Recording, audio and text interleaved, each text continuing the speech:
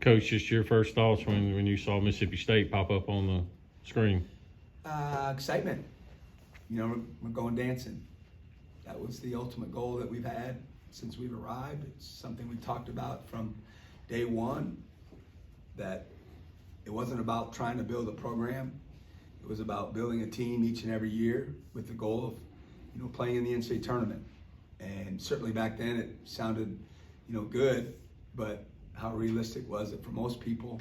Who knows? But I know the people in our room believed in it. They worked their tail off, and now they're rewarded for playing in the greatest show on earth. Go ahead, John. I don't know how much scouting you all have done, but I guess what are your initial impressions of Pittsburgh as a team? Done zero scouting. Just left the reception that we had for the guys and some staff people, but certainly I know who Pitt is and got a lot of respect for Coach Capel, and they've had a tremendous year. I think they won 13 or 14 games in the ACC, and like all the teams, they'll be excited and trying to play their best, but I don't know much about them yet. Other coaches left and staff. Obviously, a lot of veteran guys on this team, like Shaq, Tolu, DJ, who never experienced March Madness before. I guess, what's it mean, especially for those guys who you got to come back and kind of build that core around, to see them get this moment? Well, that's what one of the selling points was when we arrived, is that we weren't trying to be a year 2, year 3. We were trying to win in year 1, and they needed them to believe in what we were trying to tell them. And it's easy to say it, it's obviously hard to do. So I'm extremely excited for all of our players. I tell everybody that it's a shame that all college basketball players don't get to participate in March Madness, because there's nothing like it when you choose to work and grind and commit to your craft, and with the goal of playing the highest level you're capable of. And certainly if you're in Division I, to play in March and to play in the NCAA tournament. And it's a shame when everybody doesn't get to do that, because it's such a neat experience. You got life memories forever, and it's just different. The stage is bigger, the lights are brighter.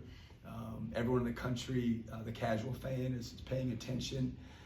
And I'm just so excited for all the guys, and obviously the ones you mentioned that stuck with us, that we inherited, but for all the players that are on this team, that they're going to be able to have that time in their lives.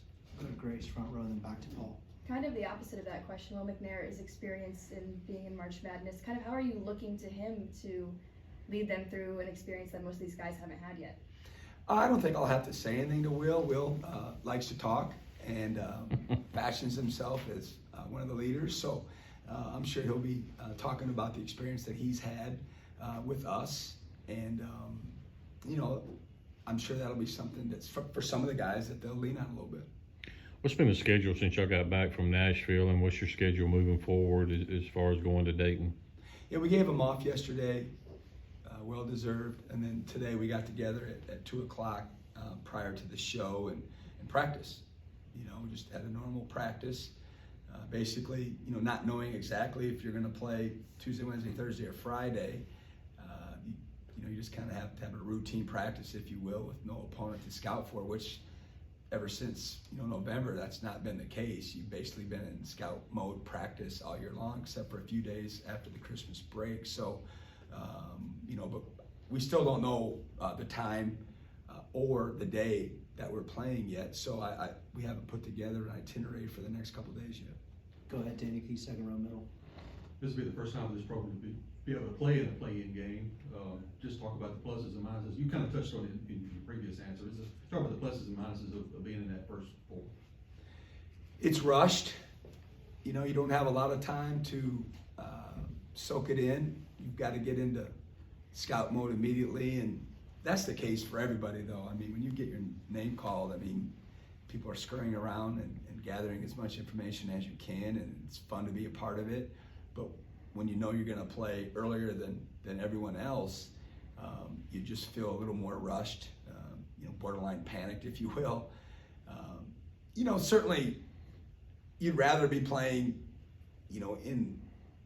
not in Dayton, in an ideal world, but the one positive is everyone in the country is going to watch you play. And that's what I've told the guys already. Like, you're going to have as big a stage as you've ever had, because we'll be the only tournament game going on. It's not like on Thursday and Friday where there's going to be 16 games going on throughout the day, and people are going to be going back and forth, etc. So that'll be part of our motivation is to get them to understand what kind of stage they're going to be playing on. Got time for a couple more, we'll go to staff.